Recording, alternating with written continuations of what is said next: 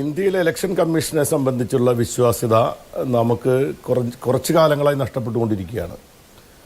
ഈ ഇന്ത്യയുടെ പാർലമെൻറ്റിൻ്റെ പ്രതിപക്ഷ നേതാവായിട്ടുള്ള ശ്രീ രാഹുൽ ഗാന്ധി അദ്ദേഹത്തിൻ്റെ കഴിഞ്ഞ ദിവസം നടത്തിയിട്ടുള്ള അദ്ദേഹത്തിൻ്റെ ഇടപെടൽ അത് വളരെ സത്യസന്ധമായിട്ടും വസ്തുതാപരമായിട്ടും എല്ലാ തരത്തിലുമുള്ള അന്വേഷണങ്ങളെല്ലാം നടത്തി കൃത്യതയോടുകൂടി ചില രേഖകൾ വെച്ചുകൊണ്ട് അദ്ദേഹം നടത്തിയിട്ടുള്ള വെളിപ്പെടുത്തലുകൾ നമുക്ക് മുമ്പുണ്ടായിരുന്ന ഇലക്ഷൻ കമ്മീഷൻ സംബന്ധിച്ചുണ്ടായിരുന്ന സംശയങ്ങൾ അല്ലെങ്കിൽ അതിനെ സംബന്ധിച്ച വിശ്വാസ്യതയില്ലായ്മ ബലപ്പെടുന്ന കാര്യങ്ങളാണ്.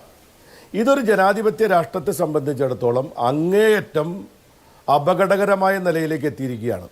ഇന്ന് 2 ദിവസമായി നിങ്ങൾക്ക് 2024 ലോക്സഭാ ഇലക്ഷൻ്റെ വോട്ടർ പട്ടിക പരിശോധിക്കാൻ വേണ്ടി നമ്മുടെ ഇലക്ഷൻ കമ്മീഷൻ്റെ സൈറ്റ് പരിശോധിച്ചാൽ കേരളത്തിലെ സൈറ്റ് 2 ദിവസമായി ഇലക്ഷൻ കമ്മീഷൻ ഓഫ് ചെയ്തിട്ടിരിക്കുകയാണ്. മിനിഞ്ഞാന്ന് 1:30 മണി വരെ തൃശ്ശൂർ ലോക്സഭാ മണ്ഡലവുമായി ബന്ധപ്പെട്ട് രാഹുൽ ഗാന്ധി ഉന്നയിച്ച ഫോം 6 ദുരുപയോഗം ചെയ്തുകൊണ്ട് മറ്റ് മണ്ഡലങ്ങളിൽ നിന്നും അവർക്കിഷ്ടപ്പെട്ട ആളുകളെ ജയിപ്പിക്കാൻ വേണ്ടി വോട്ട് മാറ്റി ചെയ്യുന്ന ദുരുപയോഗം ചെയ്ത സംഭവങ്ങളെ സംബന്ധിച്ച് പരിശോധിക്കാൻ വേണ്ടി 1:30 മണി വരെ ഞങ്ങൾ പരിശോധിക്കുമ്പോൾ ആ വിവരങ്ങളെല്ലാം ലഭ്യമായിരുന്നു. പക്ഷേ 1:30ക്ക് ശേഷം ഇപ്പോൾ ഇലക്ഷൻ കമ്മീഷൻ അത് ഓഫ് ചെയ്തിട്ടിരിക്കുകയാണ്. ജനങ്ങളിൽ നിന്നും ഇലക്ഷൻ കമ്മീഷൻ ഒളിച്ചോടുകയാണ്. ഇപ്പോൾ രാഹുൽ ഗാന്ധിയുടെ വെളിപ്പെടുത്തലിന് ശേഷം ജനങ്ങളിൽ നിന്നും ഒളിച്ചോടുകയാണ്. രണ്ടാമത്തെ കാര്യം, ഇവിടെ നേരത്തെ ലിജു സൂചിപ്പിച്ചൊരു കാര്യം, 2 ദിവസമായി തൃശ്ശൂർ ലോക്സഭാ മണ്ഡലവുമായി ബന്ധപ്പെട്ട ചില വിഷയങ്ങൾ ഉന്നയിക്കുന്നതിൻ്റെ പേരിൽ ഇന്നലെ ഇലക്ഷൻ കമ്മീഷൻ്റെ കേരള ഓഫീസർ അദ്ദേഹം പറഞ്ഞു, തൃശ്ശൂർ ലോക്സഭാ ഇലക്ഷനുമായി ബന്ധപ്പെട്ട എല്ലാ കാര്യങ്ങളും വളരെ കൃത്യമായി നടന്നതാണ്. അതുമായി ബന്ധപ്പെട്ട് രാഷ്ട്രീയ പാർട്ടികളുടെയോ സ്ഥാനാർത്ഥികളുടെയോ ഒരു തരത്തിലുള്ള പരാതികളോ അപ്പീലുകളോ ഞങ്ങൾക്ക് ലഭിച്ചിട്ടില്ല എന്ന് അദ്ദേഹം പത്രക്കുറിപ്പ് ഇറക്കുകയുണ്ടായി. ആ പത്രക്കുറിപ്പ് ഇറക്കിയതിനെ തുടർന്ന് ഇന്നലെ പത്രസമ്മേളനം നടത്തി ഞങ്ങൾ കൊടുത്തിരിക്കുന്ന ഓരോ പരാതികളും എണ്ണി ഞങ്ങൾ ഇന്നലെ പത്രസമ്മേളനത്തിൽ വിവരിച്ച് അദ്ദേഹത്തിന് കൊടുക്കുകയും വ്യക്തിപരമായി ഞാൻ ഈ പരാതികളുടെ എല്ലാം കോപ്പികൾ ഈ ശ്രീ രത്തൻ കേൽക്കർ എന്ന സംസ്ഥാന ഇലക്ഷൻ കമ്മീഷന് അയച്ചു കൊടുക്കുകയും ചെയ്തിരുന്നു. ഇന്ന് ഇപ്പോൾ അദ്ദേഹം എനിക്കൊരു നോട്ടീസ് തന്നിരിക്കുകയാണ്.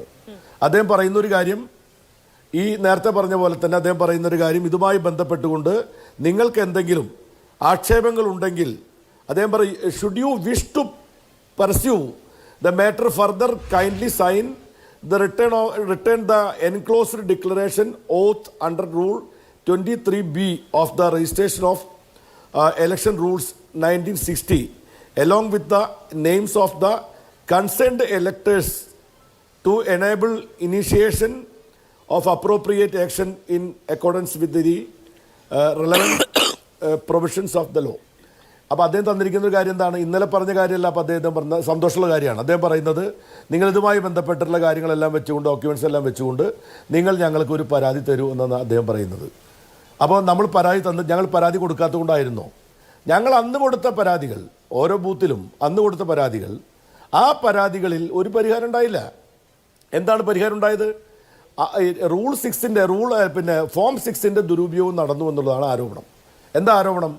തൃശ്ശൂർ പാർലമെൻറ്റ് മണ്ഡലത്തിലെ സ്ഥാനാർത്ഥിയെ തിരഞ്ഞെടുക്കുമ്പോൾ അല്ലെ ഒരു പ്രതിനിധിയെ തിരഞ്ഞെടുക്കേണ്ടത് തൃശ്ശൂർ മണ്ഡലത്തിലെ നിവാസികളായിട്ടുള്ള ആൾക്കാരാണ്. അതായത് അവിടെയുള്ള സാധാരണ ഓർഡിനറി റെസിഡൻസ് എന്ന് പറയുന്ന ആളുകളാണ് അവിടെ വോട്ട് ചെയ്യേണ്ടത്. അതിന് പകരം ഈ ഫോം 6 ദുരുപയോഗം ചെയ്തുകൊണ്ട് ഇവരെന്ത് ചെയ്തു? അടുത്തുള്ള മണ്ഡലങ്ങളിലെ മറ്റ് ജില്ലകളിൽ നിന്നുള്ള RSSൻ്റെയും BJPയുടെയും ഉറച്ച വോട്ടർമാരെയെല്ലാം ഇവരുടെ ബൂത്തുകളിലേക്ക് തള്ളിക്കയറ്റി. എങ്ങനെ തള്ളിക്കയറ്റിയത്? ഈ ഫോം 6 പറയുന്നതിനനുസരിച്ച് നമ്മുടെ പീപ്പിൾസ് റെപ്രസെൻറ്റേഷൻ ആക്ട് 1960 ആക്ട് അനുസരിച്ച് ഒരു വ്യക്തി അദ്ദേഹത്തിന് അവിടെ വീടുള്ളത് കൊണ്ടോ സ്ഥലമുള്ളത് കൊണ്ടോ മാത്രം അയാൾ അവിടുത്തെ ഓർഡിനറി താമസക്കാരനായി സാധാരണ താമസക്കാരനായി മാറുന്നില്ല. അതിന് കണ്ടീഷൻസ് പറയുന്നുണ്ട്.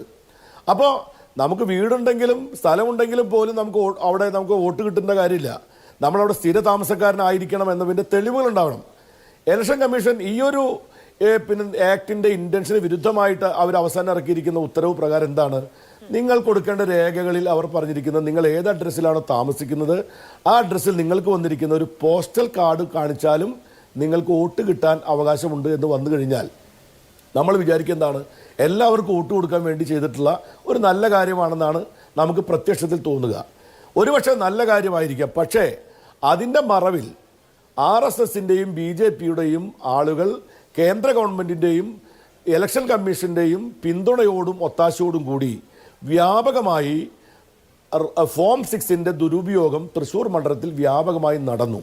അത് കണ്ടുപിടിക്കുകയും അത് ചൂണ്ടിക്കാണിക്കുകയും പേരുകൾ എഴുതി, ബൂത്ത് നമ്പർ എഴുതി, സീരിയൽ നമ്പർ എഴുതി തയ്യാറാക്കി കൊടുത്തിട്ട് പോലും അവരുടെ പേരുകൾ മാറ്റാനോ അവർ വോട്ടെടുപ്പിൽ നിന്ന് മാറ്റി നിർത്താനോ കേന്ദ്ര ഇലക്ഷൻ കമ്മീഷന്റെ ഭാഗമായി പ്രവർത്തിക്കുന്ന ഇലക്ഷൻ ഉദ്യോഗസ്ഥന്മാർ തയ്യാറായില്ല എന്നുള്ളതാണ് പ്രധാനപ്പെട്ട പ്രശ്നം. ഇത് വളരെ വ്യാപകമായി എല്ലായിടത്തും നടന്നു എന്ന് പറയാൻ കഴിയില്ല.